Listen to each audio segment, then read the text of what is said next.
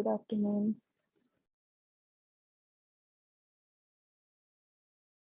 Good afternoon, ma'am. Good afternoon. Good afternoon, ma'am. Good afternoon बेटा।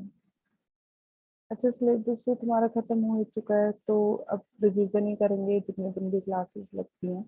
तो अगर तुम भी अपना साइड बाय साइड पढ़ते रहो, कोई डाउट हो तो पूछ लेना। और एमसीक्यू सारे हो चुके हैं, असाइनमेंट सारे अपलोड हो चुके हैं। शायद 15th लास्ट डेट थी 4th असाइनमेंट सबमिट करने की। तो अपने जितने भी असाइनमेंट है 15th तक सबमिट कर दो सारे। ताकि एक बार मैं तुम्हें तुम्हारे मार्क्स दिखा देती हूँ जो मैंने असाइनमेंट के मार्क्स लगाए हैं। ये पहले वाले हैं। इसके बाद अगर किसी ने दिया है, हो सकता है उसके मार्क्स अभी अपडेटेड ना हो। तो 15th तक सारे सबमिट कर देना, 15 तक फाइनल मार्क्स लग जाएंगे। तो अभी जिन्होंने पहले दे रखा था उनके मार्क्स दिखा देती हूँ। एमसीक्यू के मार्क्स तुम्हारे बता दूंगी। और अटेंडेंस में तुम्हें बता दूंगी कि तुम्हारे अक्टूबर और नवंबर की टोटल के अंदर कितनी अटेंडेंस थी। दिसंबर तो अभी चल रहा है, तो दिसंबर जैसे एंड होगा उस टाइम तक तुम्हारी दिसंबर की अटेंडेंस बता दूंगी। इससे क्या है कि तुम अपने इंटरनल मार्क्स ना खुद ही कैलकुलेट कर सकते हो कि तुम्हारे कितने मार्क्स बन रहे हैं। मैं तुम्हें वो भी बताऊंगी कि कैसे करना है। सेकेंड थिंग, मेरे पास शुभम शायद क्लास में है नहीं। शुभम ने मेरे से एक चीज पूछी थी अबाउट द फाइल। तो जो तुम फाइल बना रहे हो ना, मैंने तुम्हें एक चीज पहले ही क्लियरली बोली थी कि तुम्हारा नाम वहाँ पे मेंशन होना चाहिए। तो एक तो जब भी तुम डॉक्यूमेंट कोई भी, मैं तुम्हें शेयर करके दिखाती हूँ स्क्रीन की क्या प्रॉब्लम आ रही है।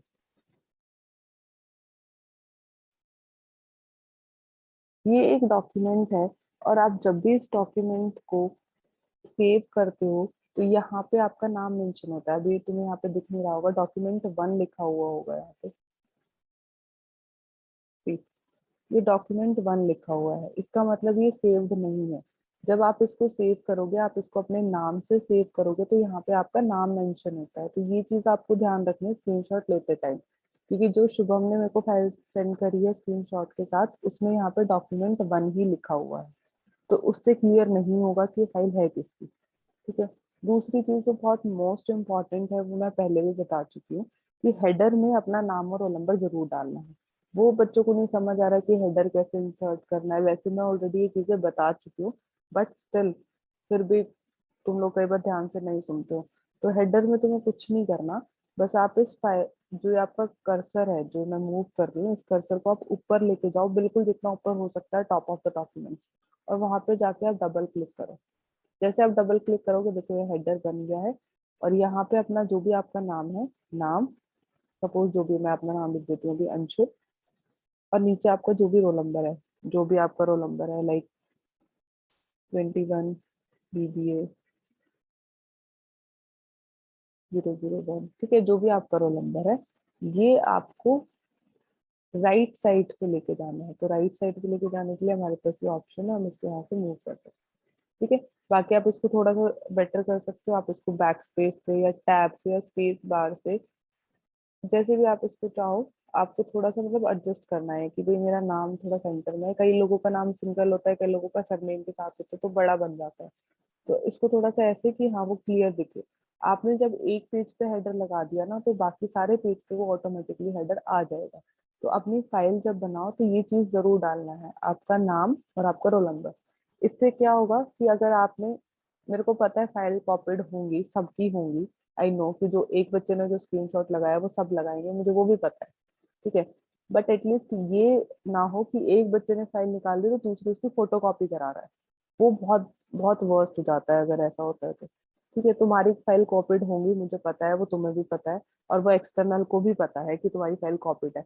बट उन चीजों को तुम जस्टिफाई कर सकते हो। लाइक अगर आपने किसी का स्क्रीनशॉट चिपकाया है तो आप उसको जस्टिफाई कर सकते हो कि सर हमने साथ में काम करा था। या फिर जैसे डॉक्यूमेंट 1 लिखा हुआ है, तो आप उस डॉक्यूमेंट 1 को जस्टिफाई कर सकते हो कि मैंने फाइल नहीं सेव करी, इसलिए वो डॉक्यूमेंट 1 लिखा हुआ है, वो फिर भी जस्टिफाइबल है। अब अगर मेरा नाम यहाँ पे लिखा हुआ है और ये मेरी फाइल है, और यही सेम फाइल दूसरा बच्चा फोटो कॉपी करा के ला रहा है, तो उस चीज को तुम जस्टिफाई नहीं कर सकते। ठीक है। तो एटलीस्ट अपना हेडर अपने नाम और रोल नंबर के साथ जरूर बना लेना। कुछ नहीं करना, बस टॉप ऑफ द डॉक्यूमेंट पे जाके डबल क्लिक करना है, ये ऑटोमेटिकली बन जाएगा। इसको बना के इसको आपको राइट साइड पे शिफ्ट कर देना है बस। ठीक है। बाकी कोशिश तो यही करो कि जो आपके स्क्रीनशॉट हो उसमें भी आपका नाम हो। जैसे मैंने अपनी फाइल शेयर करी है उसमें मेरा नाम है। तो ज्यादा शान पत्ती मत झाड़ो। तो बच्चों ने क्या किया हुआ है, ऊपर से मेरा नाम क्रॉप करके और अंदर का मेरे वाला मटेरियल लगाया हुआ है। अरे मैंने फाइल बनाई है, मुझे तो पता है कि ये मेरी फोटो, मैंने कौन सी इमेजेस लगाई है या मैंने कौन सा डेटा वहां पे करा है। तो इतनी भी वो मत करो कि तुम सामने वाले को बिल्कुल ही पागल समझ रहे हो। थोड़ा बहुत तो अपना दिमाग लगा लो, ये तुम्हारे काम की चीजें हैं, आगे तुम्हें इन पे काम करना है, नौकरी करनी है इनके बेसिस पे। तो जब कुछ आएगा ही नहीं, फिर एक दूसरे के मुंह की तरफ देखते रहना, कोई हमें कुछ सिखा दो, हमें कुछ आता नहीं है। और जॉब्स पे कोई नहीं सिखाता, ये मत सोचना कि तुम्हें ट्रेनिंग मिलेगी, तुम्हें 1 साल के लिए तुम सिखाया जाएगा ऐसे करना वैसे करना, कुछ नहीं करना। और तुम्हें काम पकड़ा देंगे, करो। अब तुम जैसे भी करो, चाहे गूगल से ढूंढो, चाहे अब तुम फोन करके किसी से पूछो, तुम करो, बस शाम तक उस काम को करके देना तुम। तो इसलिए ही बोल रही हूँ कि एटलीस्ट ये चीजें तो बहुत बेसिक है, इनको कर लो। ठीक है, तो ये हेडर डाल लेना। और हो सके तो अपना डॉक्यूमेंट 1 जो लिखा हुआ है इसमें आपका नाम हो तो बेटर है स्क्रीनशॉट में, बट हेडर जरूर, द मोस्ट इम्पॉर्टेंट थिंग है कि हेडर आपका नाम और रोल नंबर के साथ हो। बस एक पेज पे डालना है, बाकी पे अपने आप डल जाएगा, कोई टेंशन वाली चीज नहीं। अब आगे की बात, मार्क्स की बात। मार्क्स दिखा देती हूँ। ये तुम्हारे असाइनमेंट 1 और असाइनमेंट 2 के मार्क्स हैं, अभी सिर्फ यही लगे हैं, अपडेटेड मार्क्स नहीं है, पहले बोल रही हूँ। जिसने पहले सबमिट कर दिया था उसके मार्क्स लगे हुए हैं, जिन्होंने लेट सबमिट करा है उसके मार्क्स अभी नहीं है। तो इसलिए मैं तुम्हें ये लास्ट वार्निंग दे रही हूँ कि 15 तक सारे सबमिट कर देना, क्योंकि मेरे पास भी बार बार यही काम नहीं है कि एक बच्चे ने असाइनमेंट दिया, फिर मैं उसको अपडेट करूँ, फिर दूसरे ने दिया, फिर मैम। अपडेट करूँ। हाँ जी। मैम कुछ नहीं मैम। ठीक है, तो ये मैं रोल नंबर वाइज है, नाम बताती जाऊंगी, और ये असाइनमेंट के मार्क्स है, किसी को कोई डाउट हो तो मेरे से पूछ लेना। मैम। असाइनमेंट। हाँ जी बेटा बोलो। मैम जो फोर्थ वाला जो असाइनमेंट दिया है मैम, वो कितने पेज का बनाना है मैम? बेटा पेज का नहीं होता, क्वेश्चंस के हिसाब से देखो, अगर वो क्वेश्चन पेपर में 10 नंबर का आता है तो एटलीस्ट 2 पेजेस आपको भरने हैं उस पे। तो उस अकॉर्डिंग ओके। बनाओ कि वो क्वेश्चन पेपर में ओके। आओगे तो तुम कैसे अटेम्प्ट करोगे। ओके। ठीक है। आदिल, अजय, इन्होंने असाइनमेंट दिए नहीं, अमन, अमित नेगी, इनके 0 0 नंबर है, अनु 0, अंजू चौधरी 10 10 नंबर है, अनुपम, एक असाइनमेंट आया है मेरे पास, भाव्या 0 0। ठीक है, चिराग के नहीं आए, दीपाली के नहीं आए, ध्रुव का सिर्फ फर्स्ट असाइनमेंट है मेरे पास। नंबर देख लो, किसी के भी 10 9 10 9, सबके 10 9 नंबर लगे हुए हैं। मैं नहीं चाहती किसी के भी इंटरनल्स कम हो, असाइनमेंट ढंग के दोगे नंबर लगेंगे। बट ये मैं सोच रहा दोगे नहीं तो नंबर लग जाएंगे। दीपांशु 0, दिव्या 0, दिव्या शर्मा 0, गौरव गौरव 0, हिमांशु राज 0, कोई असाइनमेंट नहीं आया है। ठीक है, जतिन 0, जितेंद्र 0, करण 0। ठीक है, करण, कासिफ, कोमल, मयंक, मुकुल, अपने दोस्तों को भी बता देना। प्रथम के मेरे पास असाइनमेंट आया है, मैं आप लोग उसको अपडेट करूंगी। प्रथम 0। ठीक है, रोहन का फर्स्ट आया है 10, संदीप का फर्स्ट आया है 10, शुभम, सिमरत, सिराज, सिमरत का एक आया हुआ है, बाकी इनके 0 0 हैं। सोनम का फर्स्ट है 10, सुनिधि का फर्स्ट आया है 10, सेकंड 9, सुशांत 0, तुषार 0, उमेश 0, विकास के दोनों आगे 9 9, विक्रांत के दोनों आगे 9 9। विनीत के असाइनमेंट कॉपीड थे, जैसे मतलब सेम सुनिधि वाले असाइनमेंट उसने कॉपी पेस्ट कर रखे हैं, तो मैंने उसको 2 2 नंबर लगाए, इससे ज्यादा मतलब मैं नहीं दे सकती उसको। तो ये तुम्हारे असाइनमेंट के मार्क्स पे किसी को देखने हैं, मैं दोबारा एक बार स्क्रीन को थोड़ी देर के लिए होल्ड कर देती हूँ, किसी को स्क्रीनशॉट। मैम हाँ जी बेटा। मैम मैंने 3 हैंड इन कर दिए थे उसमें ही। कौन बात कर रहा है, क्या नाम है? मैम तो ध्रुव। हाँ मैं अपडेट कर दूंगी वो बेटा, मैं वही कह रही हूँ, अभी अपडेटेड नहीं है, 15 तक सारे कर देना। ठीक है, मैं 15 के बाद तुम्हें एक बार दोबारा तुम्हारे फाइनल मार्क्स दिखा दूंगी। ओके मैम, लास्ट रह गया 3 तो मैम कर दिए। हाँ तो 15 लास्ट डेट है, 15। अपने दोस्तों को बता देना, दे दे सारे असाइनमेंट। मैं रोज रोज अपडेट करने नहीं बैठूंगी मार्क्स, तो 15 तक लास्ट डेट है। उसके बाद फाइनल मार्क्स में 15 के बाद आपको नेक्स्ट वीक तक शो कर दूंगी। तो ये स्क्रीनशॉट लेना है जिसने, ले लेना, अपने दोस्तों को बता देना। ठीक है, मैं होल्ड कर रही हूँ थोड़ी देर के लिए इसको। नेक्स्ट आगे।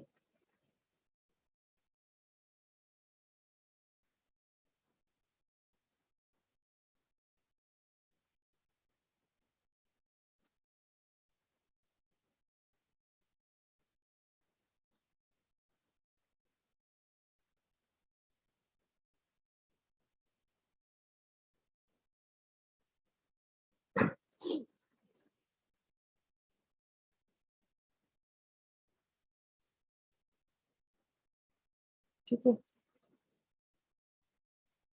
अब इनके मार्क्स लगेंगे कैसे? तुम ये सोच रहे हो कि मैं तुम्हें कह रही थी कि तुम अपने मार्क्स खुद कैलकुलेट कर सकते हो। मैं बताती हूँ मार्क्स कैसे लगेंगे। मार्क्स जो तुम्हारे लगेंगे ना, तुम्हारे 4 असाइनमेंट्स हैं, तो 4 जो हमारे असाइनमेंट के मार्क्स होते हैं वो हमारे होते हैं 25 मार्क्स में से।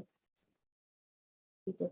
50 नंबर होते हैं हमारे एमसीक्यू के, सॉरी 15 नंबर होते हैं असाइनमेंट के, 50 एमसीक्यू के होते हैं, और आपके बाकी जो मार्क्स बच गए हैं 10 नंबर, वो आपके होते हैं अटेंडेंस के। तो टोटल हमारे पास 75 मार्क्स के होते हैं।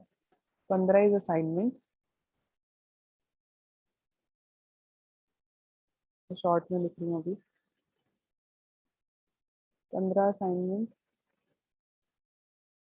50 आपके एमसीक्यू, और 10 नंबर आपके अटेंडेंस के होंगे। ठीक है। अब अटेंडेंस तो सीधी सीधी कैलकुलेट होगी। अटेंडेंस तो मैं अभी अक्टूबर नवंबर की मैं शो कर दूंगी। अटेंडेंस क्लियरली सीधी सीधी होगी। जिसकी 100% अटेंडेंस होगी उसके 10 नंबर लगेंगे, जिसकी 90% होगी उसके 9 नंबर लगेंगे, जिसकी 0 होगी उसके 0 ही लगेंगे। सपोज कि मैं फॉर एग्जाम्पल अभी ले लेती हूँ कि जो आदिल है इसकी 0 अटेंडेंस है। ठीक है। जो नेक्स्ट है अजय, मान लो उसने दो एक आधी क्लास अटेंड करी है तो उसकी 1% है, तो उसका कुछ कैलकुलेट करके 0.1%, 1%, 2%, मतलब 20% है तो 2% लग जाएगा, 30% है तो 3। तो ऐसे हमारी अटेंडेंस के मार्क्स लगेंगे 10 में से। तो अटेंडेंस तो सीधी सीधी आपको मिल जाएगी। एमसीक्यू की बात करो, हमारे पास 6 एमसीक्यू हुए हैं, 6 में से बेस्ट 5 लगते हैं।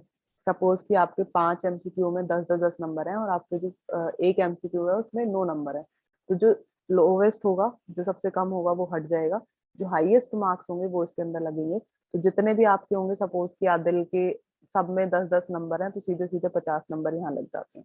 ठीक है। अटेंडेंस उसकी है नहीं, सपोज की 0 लग गए। अब बात आती है असाइनमेंट की। असाइनमेंट हमारे पास 4 असाइनमेंट है, और 4 असाइनमेंट के हमें 15 नंबर के हिसाब से लगाने होते हैं। तो इसके अंदर भी हम फॉर्मूला लगा के कैलकुलेट कर लेते हैं। आप देख लो कि 4 असाइनमेंट है और 15 नंबर लगाने हैं, तो 10-10 के जो भी लगेंगे हमारे, वो टोटल करके यहाँ पे लग जाते हैं। उसके बाद हमारे टोटल 75 में से मार्क्स बनते हैं। ठीक है। तो ये हमारा सिनेरियो रहता है। अगर आप कोई भी असाइनमेंट नहीं दोगे, जैसे क्लियरली आपको दिख रहा है कि यहाँ पे अदिल के 0 असाइनमेंट है, तो यहाँ पे 0 ही नंबर लगेंगे। ठीक है। अगर मैं बात करूं, ये जस्ट फॉर एग्जांपल मैंने लिया है, उसने कोई असाइनमेंट नहीं दिया, उसने कोई अटेंडेंस, उसने कोई क्लास नहीं ली, और उसने एमसीक्यू में 50 के 50 नंबर आए हैं, तो उसके 75 में से 50 नंबर बनते हैं। ठीक है। तो ये आपका सिनेरियो है, और आपको इसी के अकॉर्डिंग अपना सारा चीजें सबमिट करनी है। तो असाइनमेंट के मार्क्स देखिए। अब मैं आपको एमसीक्यू और अटेंडेंस के मार्क्स दिखा देती हूँ। ये एमसीक्यू के अभी 4 एमसीक्यू के मार्क्स लगे हुए हैं, 5th और 6th के अभी अपडेटेड करने बाकी हैं। तो ये अदिल के एमसीक्यूज के मार्क्स हैं। आप बाकी सब भी देख लेना अपने अपने मार्क्स। और ये अक्टूबर और नवंबर की अटेंडेंस है। अक्टूबर में मेरी सिर्फ 5 क्लासेस हुई हैं, और नवंबर में मेरी 17 क्लासेस हुई हैं, तो इसके अकॉर्डिंग ये तुम्हारी अटेंडेंस है। अपनी अटेंडेंस भी कैलकुलेट कर लेना। ठीक है। अदिल के एमसीक्यूज की बात करें तो 10-10, 9-10, और अटेंडेंस 0-0। अजय के एमसीक्यू की बात करें तो 10-10, 10 है, और अटेंडेंस आपकी 2 है अक्टूबर की, नवंबर की 0 है। अमन की एमसीक्यूज है 9 और 8, तो उसने दिए नहीं है, और अक्टूबर की अटेंडेंस है, और ये नवंबर की अटेंडेंस है। अमित ऑल 0 है। अनु के एमसीक्यूज के मार्क्स हैं, अटेंडेंस उसकी 2-2 है। अंशु चौधरी के एमसीक्यूज के मार्क्स हैं 7-9-9-7, और 3 और 8 उसकी अटेंडेंस है। अनुपम के 2 एमसीक्यू के मार्क्स हैं, और बी अटेंडेंस है। भव्या, ये उसके एमसीक्यू के मार्क्स हैं, और ये उसकी अटेंडेंस है। किसी को स्क्रीनशॉट लेना है अभी इतने का तो ले सकता है। मैं कुछ सेकंड्स के लिए होल्ड कर रही हूँ इसको। अदिल से ध्रुव तक है ये सारा। भव्या, चिराग, दीपाली के मार्क्स हैं और अटेंडेंस है। ध्रुव के मार्क्स हैं एमसीक्यू के, और अटेंडेंस है अक्टूबर और नवंबर की। ठीक है। अब आगे करते हैं ध्रुव के बाद।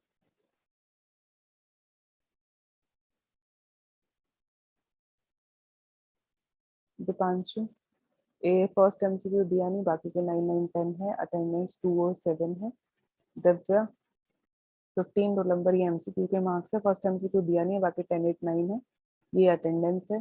दिव्या शर्मा, ये एमसीक्यू के मार्क्स हैं और ये अटेंडेंस है। गौरव ऑल 0, गौरव ऑल 0।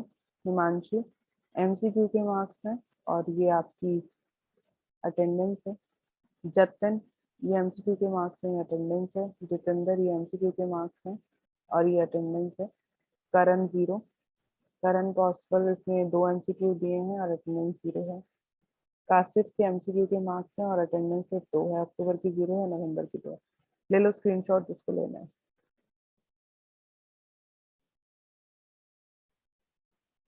डन, आगे चलते हैं कासिफ के बाद।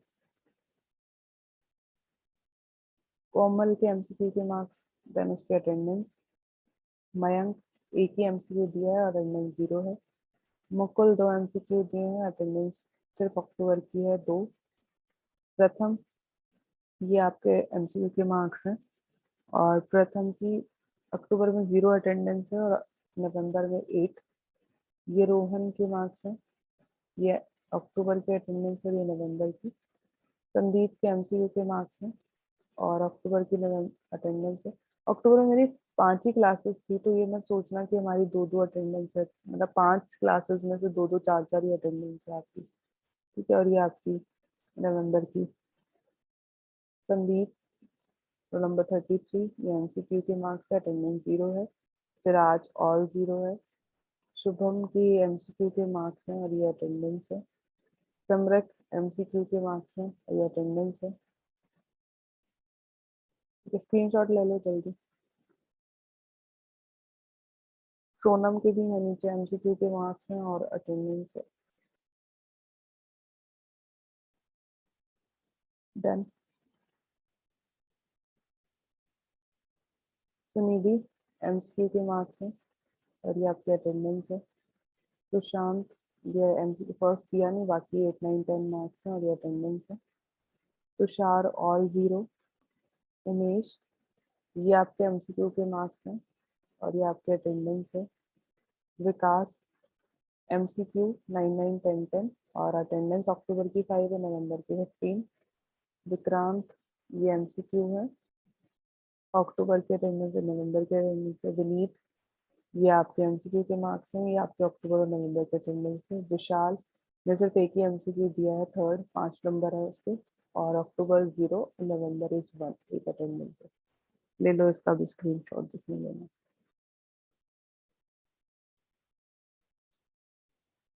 डन।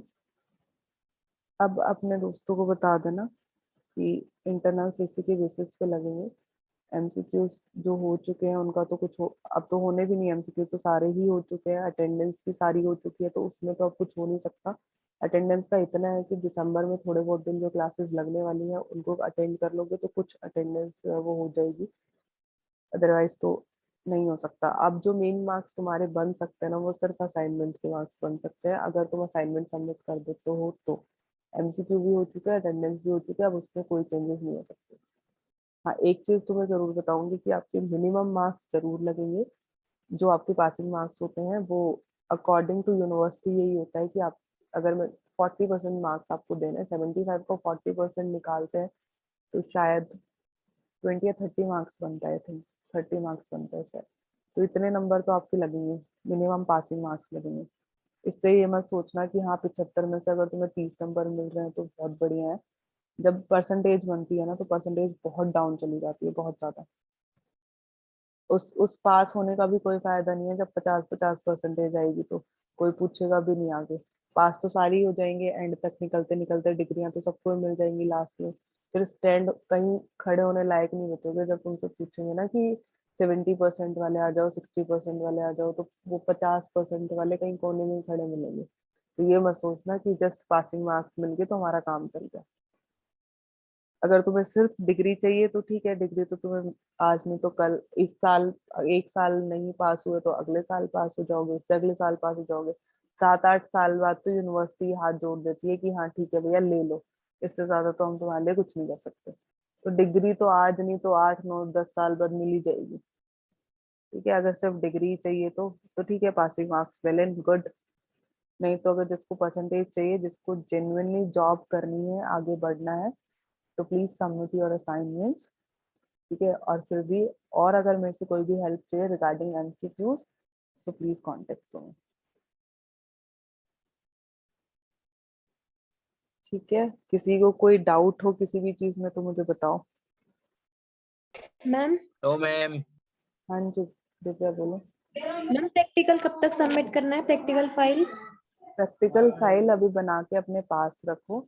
पहले ये क्वेश्चन मेरे से शुभम ने भी पूछा था प्रैक्टिकल्स कब होंगे। पहले सेशन एंड होगा, सेशन शायद तुम्हारा 20 दिसंबर तक तो है, शायद उसके बाद भी मुझे पता नहीं। तो वहां तब तक तो तुम्हारी क्लासेस लगेंगी। जब सेशन खत्म होएगा उसके बाद तुम्हारे प्रैक्टिकल्स की डेट आती है कि प्रैक्टिकल कब से कब शेड्यूल होगा। तो जब तुम्हारे प्रैक्टिकल्स की डेट आएगी, जो तुम्हारा प्रैक्टिकल होगा उस टाइम पे तुम्हें फाइल सबमिट करनी है, उससे पहले फाइल सबमिट नहीं करनी। तो फाइल्स अपनी बना के रख लो। अभी तक ये भी डिसाइडेड नहीं है कि तुम्हारा ऑनलाइन होगा कि ऑफलाइन होगा, क्योंकि जो तुम्हारे सीनियर्स है जिनके अभी पेपर हो रहे हैं उनके ऑफलाइन पेपर हो रहे हैं, ऑफलाइन प्रैक्टिकल्स हो रहे हैं। तो मोस्ट प्रोबेबली चांसेस यही है कि तुम्हारे भी ऑफलाइन हो।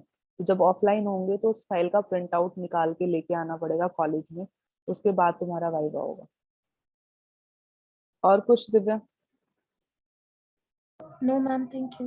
ओके, एग्जाम से पहले प्रैक्टिकल होंगे, ठीक है। अभी ना तो एग्जाम की डेट शीट आई है ना प्रैक्टिकल की डेट शीट आई है, अभी तक हमारे पास कुछ भी नहीं आया। बस अभी हमारा सेशन चल रहा है, पहले हमारे सेशन एंड होगा उसके बाद सारी चीजें होंगी।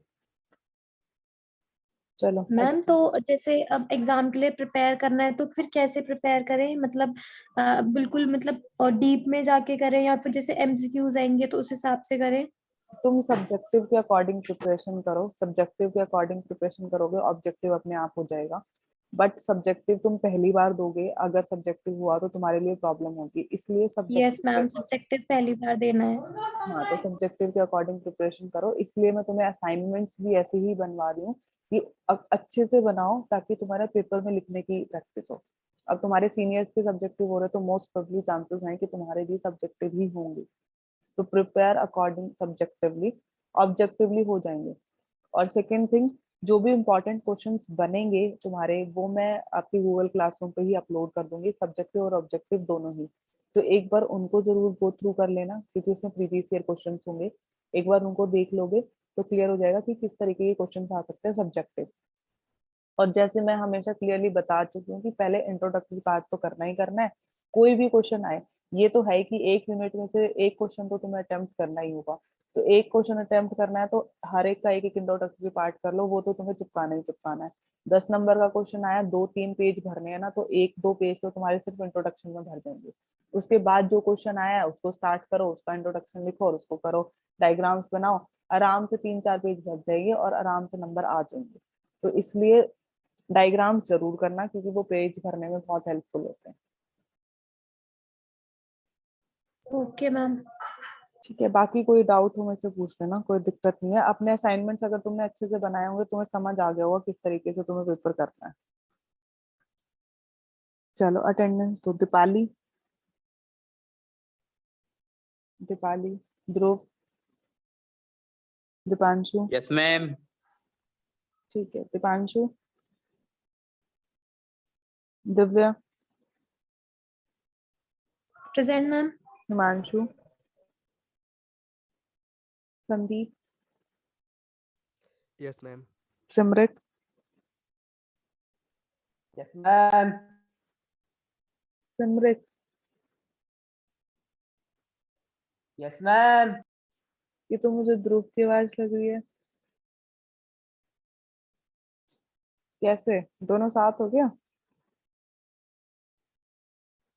खाना खा रखा है आज इसने भी। क्या कर, अच्छा खाना खा रखा है जिसने, अच्छा। Sunidhi, present ma'am. ठीक है, किसी और की अटेंडेंस रह गई है? यस मैम, मैम मेरी रह गई है सोनम। अच्छा सोनम की रहेगी, ठीक है। और बस, ठीक है। अपना सारी चीजें सबमिट कर दो और फिर तुम्हारे इंटरनल मार्क्स लगा दूंगी, फिर इंटरनल मार्क्स भी तुम्हें शो कर दूंगी तुम्हारे कितने बन रहे हैं 75 में से। वैसे मैंने तुम्हें तरीका बता दिया है और उस अकॉर्डिंग ही नंबर तुम खुद भी कैलकुलेट कर सकते हो। ठीक है, कल मिलते हैं, फिर रिवीजन स्टार्ट करेंगे। क्वेश्चंस अपलोड कर दूंगी जैसे बोल दिया है, सब्जेक्टिव ऑब्जेक्टिव दोनों क्वेश्चंस तुम्हारे गूगल क्लासरूम पे अपलोड कर दूंगी, तो उनको देख लेना। Okay. Okay, bye okay ma'am, good afternoon, thank you. Thank you ma'am. Bye.